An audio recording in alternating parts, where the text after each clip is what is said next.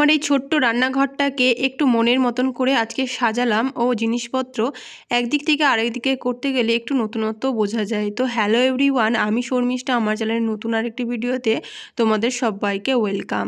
তোমরা সকলে কেমন আছো? আশা করি সবাই ভালো আছো।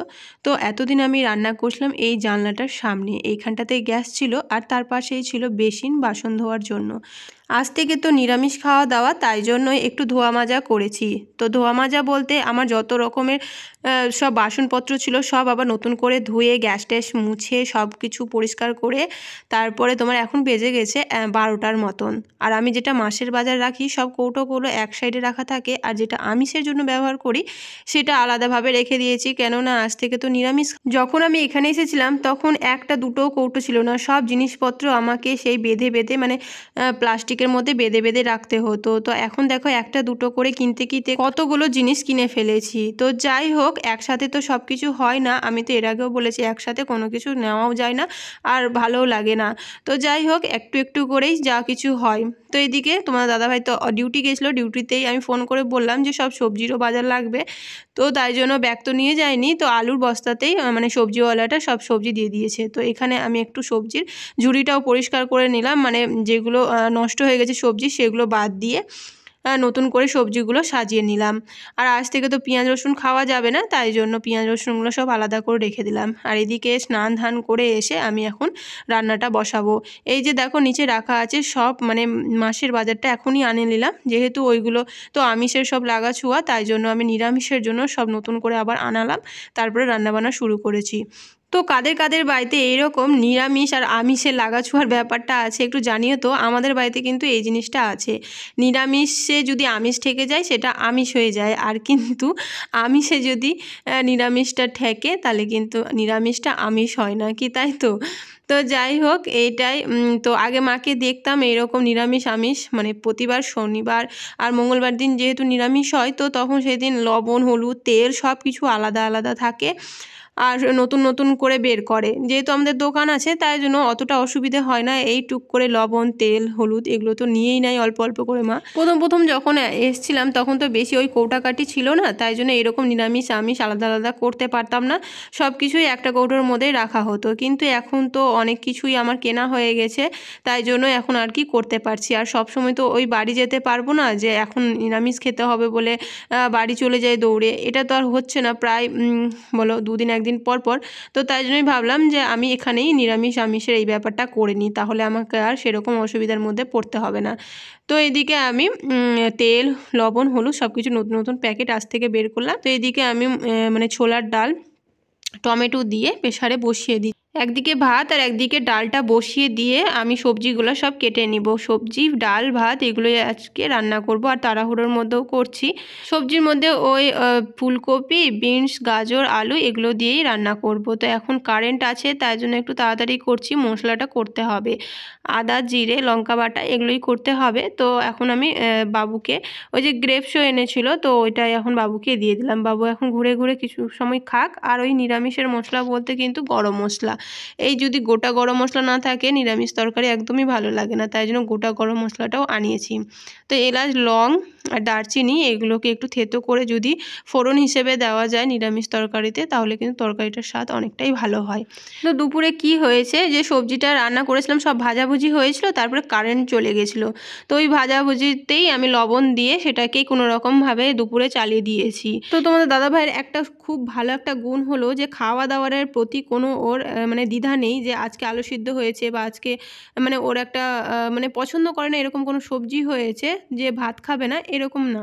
ওকে কিন্তু যা দেওয়া হয় তাতেই ও কিন্তু সন্তুষ্ট হয়, এটা মানে সত্যি। তো এই যে দুপুরের দিকে যেটা সবজি করেছিলাম সেটা তুলে নিলাম, আবার নতুন করে এই সবজিগুলো করছি রাত্রে।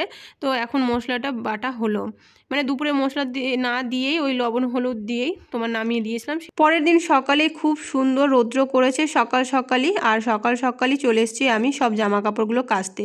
2-3 দিন ধরে মানে সেই রকমভাবে রৌদ্র হচ্ছিল না, তাই জন্য কাচাকুচিও হয়নি।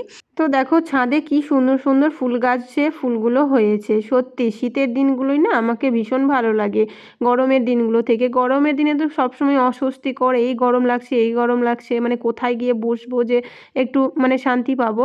আর এই শীতের দিনে যেমন খেয়ে দিয়ে মজা, তেমনই দেখো কি সুন্দর সুন্দর ফুল হয় শীতের দিনে।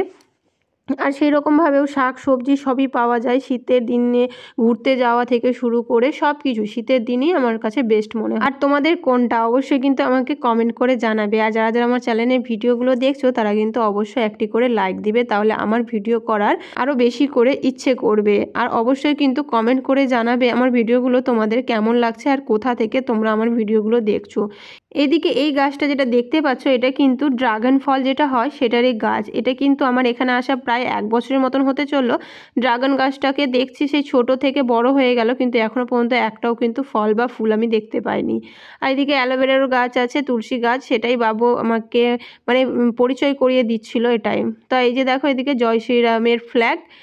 এটা তো সেই 22শে জানুয়ারি অযোধ্যায় রামলালার প্রাণ প্রতিষ্ঠার জন্য সবারই বাড়িতে এই ফ্ল্যাগ উত্তোলন থেকে শুরু করে দিওয়ালির মতন প্রদীপ দেওয়া, মোমবাতি জ্বালানো, এইগুলোই। সকালের দিকে কিন্তু সেই রকমভাবে একদম টাইমেই থাকে না, তোমার দাদাভাই অফিস যায় তখন ওই খাওয়ার দাওয়ার, তারপরে ওই অফিস যাবে সেই জন্য রান্না বান্না শুরু করতে হয়।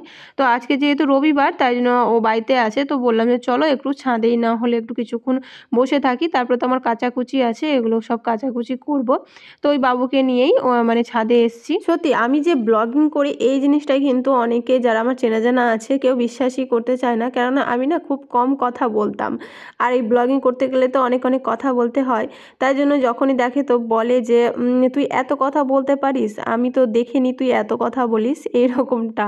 মানে আমি না খুবই কম কথা বলি আর একটু বেশি চুপচাপই থাকি। মানে একজন থাকে না ফোনে অনেকক্ষণ ধরে কথা বলবে বা ফোনে, আমি না সেরকমভাবে ফোনটা নিজের কাজের জন্যই ব্যবহার করি বা ফোনে ওই ফেসবুক টেসবুক এগুলোই দেখি, কিন্তু আমি যে ফোনে এক সমানে যে কথা বলবো এই জিনিসটা আমার দ্বারা হয় না। এই জন্য কিন্তু মারাও যখন ফোন করে তখন আমাকে বলে একবারও ফোন করার সময়ও পাস না, 2 দিন 3 দিন হয়ে যায় আমি কিন্তু ফোন করি না। মারাই যখন ফোন করে ওই বাবুর সাথে কথা বলতে চাই, ভিডিও কলে বাবুকে দেখতে চাই, তো এই যা ছাদ থেকে এখন নিচে নেমে বাবার সাথে যাবে।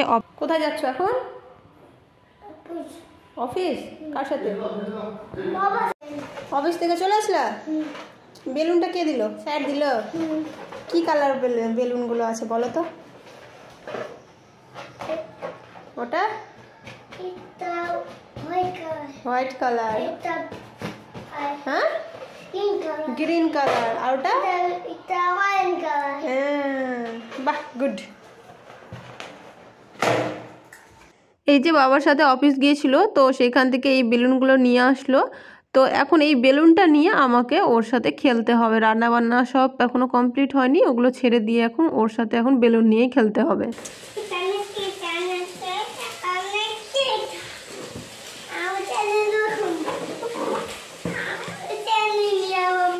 ওই যে সন্ধ্যের দিকে বরের আবার আবদার পরোটা বানাতে হবে, পরোটাটা হবে আবার 3 কোনা।